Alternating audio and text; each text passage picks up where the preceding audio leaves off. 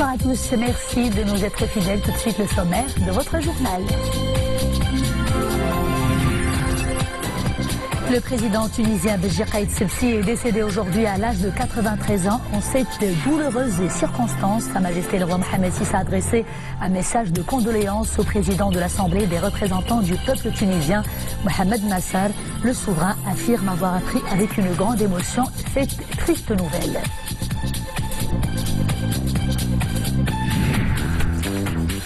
Forte mobilisation dans la commune d'Ijoukak, dans le Haut-Atlas, dans la province d'Al Haouz, pour tenter de dégager un véhicule englouti sous les boues suite à un effondrement. On ignore toujours le nombre des passagers du véhicule et leur sort. Nous ferons le point sur la situation dans ce journal. Le défi de la transformation digitale au centre de l'Innovation Day à Casablanca, une plateforme d'échange lancée à l'initiative de l'Office national des aéroports. Objectif, améliorer les services aéroportuaires grâce aux nouvelles technologies. Sa Majesté le roi Mohamed VI a adressé un message de condoléances au président de l'Assemblée des représentants du peuple tunisien, Mohamed Nasser, suite au décès du président de la République tunisienne, Béji Caïd Sebsi. Dans ce message, le souverain affirme avoir appris avec une grande émotion cette triste nouvelle. En cette douloureuse circonstance, Sa Majesté le roi Mohamed VI s'exprime en son nom et en celui du peuple marocain à Monsieur Nasser et à travers lui à la famille du grand regretté et au peuple tunisien frère. Ses vives condoléances suite à la disparition d'un grand homme ayant consacré sa vie à servir son pays. Le souverain dit se remémorer en cette dure épreuve les hautes qualités du défunt et la grande compétence politique dont il a fait preuve dans la conduite éclairée de son pays, notamment après son élection en tant que chef de l'État, ajoutant que Béji Caïd Sebsi a œuvré avec un sérieux exemplaire à parachever le processus démocratique de son pays et à renforcer sa renaissance et son développement dans le cadre de la sécurité et de la stabilité. C'est donc à l'âge de 93 ans qu'est décédé aujourd'hui, ce matin, le président tunisien Béji Caïd Sebsi, premier chef d'État tunisien élu au suffrage universel et démocratique de la Tunisie. Ce Béji Caïd Sebsi est mort à quelques mois de la fin de son mandat présidentiel. Mohamed Aïtchkar. Vétéran de la politique, feu Béji Caïd Sebsi, décédé à quelques mois de la fin de son mandat, avait servi sous les présidents Bourguiba et Ben Ali avant de devenir le premier président élu démocratiquement en 2014. Avocat de formation, il est né dans une famille bourgeoise tunisienne. Il a été ministre de l'Intérieur dès le milieu des années 60, puis de la Défense et des Affaires étrangères sous l'artisan de l'indépendance tunisienne, Habib Bourguiba, avant de devenir président du Parlement au début de l'ère Ben Ali durant la période 1990-1991. Par la suite, Béji Caïd Sebsi s'effacera durant l'essentiel des années 90 et 2000. En raison de sa longue expérience de l'État et malgré son âge avancé, c'est lui qui est nommé Premier ministre provisoire en février 2011, en plein tumulte révolutionnaire en Tunisie. Il mène le pays vers les premières élections libres de son histoire en octobre 2011, remportées par le parti islamiste Ennahda. L'année suivante, il participe à la création du parti Nida Tunis, assemblage hétéroclite d'hommes d'affaires, d'universitaires et de syndicalistes unis par leur opposition à Ennahda. C'est pourtant avec ce parti islamique que Nida Tunis s'allie après ce succès électoral en 2014. Dans la seconde partie de son mandat, à l'approche des nouvelles échéances électorales, son entente avec le leader d'Ennahda se dégrade jusqu'au point de non-retour du divorce fin 2018. Béji Caïd Sebsi, premier président élu démocratiquement au suffrage universel en Tunisie, est décédé ce matin à l'âge de 92 ans. À présent et en vertu de la constitution tunisienne, l'intérim revient au président du Parlement, Mohamed Nasser, âgé de 85 ans, qui peut diriger le pays durant 45 à 90 jours. Au-delà de cette période, un nouveau chef de l'État doit arriver au pouvoir, ce qui implique l'organisation d'une élection présidentielle anticipée fin octobre prochain. Mais la constatation de la vacance du pouvoir passe par l'intervention de la Cour constitutionnelle. Or, 8 ans après la révolution tunisienne, la Tunisie n'est toujours pas dotée de cette institution cruciale, car les partis au pouvoir ont maintes fois repoussé sa mise en place par calcul politique. Et sachez qu'un deuil national de 7 jours a été décrété en Tunisie suite au décès du président Béji Caïd Sebsi. Le drapeau tunisien sera mis également en berne pendant la même période sur l'ensemble du territoire tunisien. Et notez que Sa Majesté le roi Mohammed VI a adressé un message de félicitations à Monsieur Boris Johnson suite à sa nomination Premier ministre du Royaume-Uni.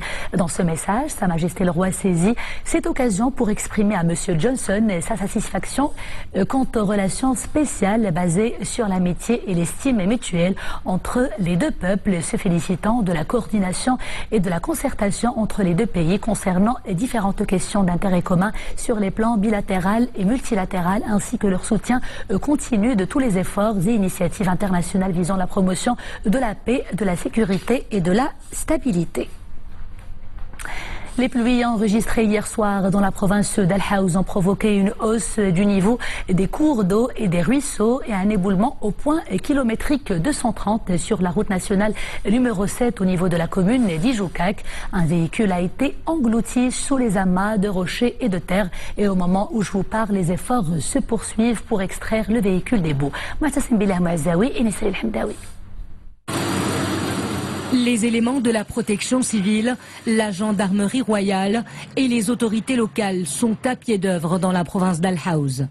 Ils mobilisent les gros moyens pour tenter de dégager de la boue les corps des victimes ou peut-être d'éventuels survivants de ce drame qui a eu lieu hier soir dans la commune d'Ijoukak. Un minibus à destination de Teroudent a été enseveli suite à un éboulement de terrain. Un usager de la route a assisté à la catastrophe.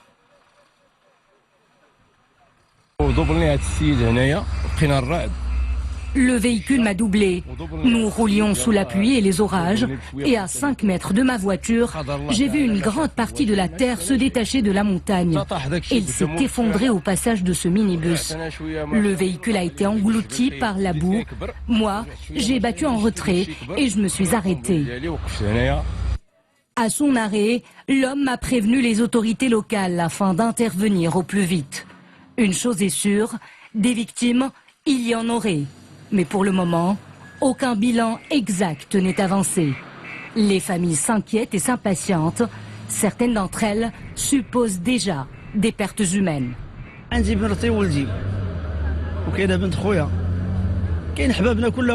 J'ai perdu ma femme, mon fils et ma nièce, ainsi que de nombreuses personnes de mon quartier et de ma région. Des hommes et des femmes, au moins 16 personnes au total. Nous sommes ici depuis 21h hier soir et jusqu'à 7h du matin. Nous n'avons pas encore aperçu le véhicule en question. Nous ne savons rien sur le sort de nos proches. Nous ignorons s'ils sont encore en vie. Ce soir encore, jusqu'à 23h, des averses sont annoncées par la météorologie nationale. Elles intéressent plusieurs provinces du Haut-Atlas, notamment ici à Al-Haouz, qui a enregistré des pluies cet après-midi et un autre éboulement de moindre importance sur le même lieu. De quoi compliquer davantage les opérations de recherche. La vigilance sur les routes est donc de mise. Et justement, pour plus de précisions, nous avons avec nous en direct depuis le lieu du drame dans la commune d'Ijoukak, le directeur provincial de l'équipement du transport, de la logistique et de l'eau d'Al-Haouz, Jilali Shaïta. Monsieur Shaïta, bonsoir. D'abord, où en sont les opérations de recherche pour dégager le véhicule englouti sous la boue, monsieur Jilali? Donc les travaux se poursuivent depuis hier. On a d'abord faire évacuer les gens qui ont été bloqués dans 3 points. Le 4e point qui reste, c'est le PK 230 de cette route nationale. Et les travaux se poursuivent avec à peu près 15 engins. Et cet après-midi encore, une nouvelle averse orageuse a engendré un nouvel éboulement de moindre ampleur, certes, mais qui a malheureusement ralenti l'intervention de vos équipes. Quels moyens mobilisez-vous pour y faire face? Cet après-midi, En effet, cet après-midi, il y avait encore une averse orageuse et on est en train de continuer nos travaux pour justement faire évacuer tous les charriages et les éboulements sur ce tronçon où des victimes pouvaient être dessus. Merci beaucoup pour toutes ces précisions. Vous étiez avec nous en direct depuis la commune d'Ijoukak, province d'Al Haouz. Merci beaucoup. Ouvrons à présent la page monde de ce journal avec d'abord l'Espagne où Pedro Sánchez essuie un nouveau revers. Le Congrès des députés a rejeté aujourd'hui encore son investiture comme président du gouvernement. Sánchez qui n'a pas réussi à obtenir la majorité simple requise lors de ce second vote d'investiture. Après ce rejet, Pedro Sánchez a exprimé sa déception quant à la persistance de ce qu'il appelle un blocage parlementaire. Il déplore qu'un accord avec Podemos pour former un gouvernement de coalition de gauche n'ait pas été possible. Le nouveau locataire du Downing Street maintient le cap. Il se prépare à un Brexit sans accord, une hypothèse que l'ancienne première ministre britannique Theresa May avait d'office écartée. Pour Boris Johnson, les préparatifs à un no deal doivent être désormais considérés comme, je cite, une priorité absolue.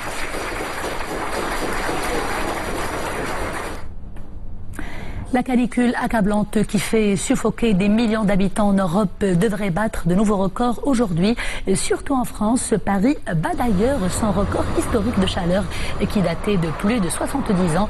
Aujourd'hui, 41 degrés ont été enregistrés à la mi-journée à Paris. Météo France prévoit une plus forte hausse du mercure dans les jours qui viennent. Retour à l'actualité nationale avec d'abord l'Innovation Day, un événement organisé à Casablanca par l'Office national des aéroports avec la participation de plusieurs experts nationaux et internationaux. L'objectif est de réussir la transition digitale de l'Office et cela pour des aéroports plus sophistiqués et plus connectés. Leila Aslih Medziane et Salah Katir. Permettre aux aéroports marocains d'accroître leur efficacité opérationnelle tout en assurant une fluidité du trafic passager est le but de l'organisation de l'Innovation Day par l'ONDA. Et ce sont des solutions informatiques innovantes qui ont été dévoilées lors de cette journée, telle la plateforme commune et partagée entre les compagnies aériennes, leur permettant d'accéder rapidement et efficacement à leur système informatique depuis n'importe quel aéroport. Ça concerne essentiellement la digitalisation des parcours clients.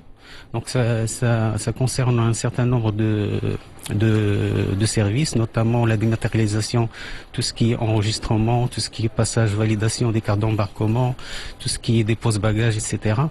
Après, on a mis en place un certain nombre aussi de services, notamment tout ce qui est accès au Wi-Fi public pour les grands publics. Ça leur permettra de se connecter au sein des aéroports, se positionner au niveau des aéroports, etc. Des solutions innovantes qui s'inscrivent dans une démarche qui incarne un enjeu de transformation technologique et de compétitivité visant l'amélioration de l'expérience passager dans les aéroports. Pas mal d'innovations et solutions sont exposées lors de cette journée, tel ce système de reconnaissance faciale qui automatise et accélère le parcours des passagers dans les aéroports. Cette application logicielle consiste à reconnaître le passager par son visage de manière automatique sans pour autant utiliser le passeport. Ces innovations visent l'amélioration de l'efficacité opérationnelle des processus de gestion, notamment le développement d'une plateforme Smart Aéroport permettant la planification des ressources aéroportuaires et la mise en place d'une base de données des opérations centralisées. Sans transition, on rencontre aujourd'hui du président de la Fédération royale marocaine de football avec l'ex-coach des Lions de l'Atlas, Hervé Renard. Le président de la Fédération, Fawzi Rqja, a qualifié de belle aventure la période durant laquelle Hervé Renard a coaché l'équipe nationale de football. Et à cette occasion, Fawzi Rqja a remis des présents symboliques à l'ex-sélectionneur des Lions de l'Atlas, Hervé Renard. Merci à tous, à toutes. Puis faites attention quand je joue. Et c'est la fin de ce journal. Merci de l'avoir suivi. À 21h, vous avez rendez-vous avec Reda Labidi pour Araïsia. Quant à moi, je vous dis à bientôt, toujours avec grand plaisir.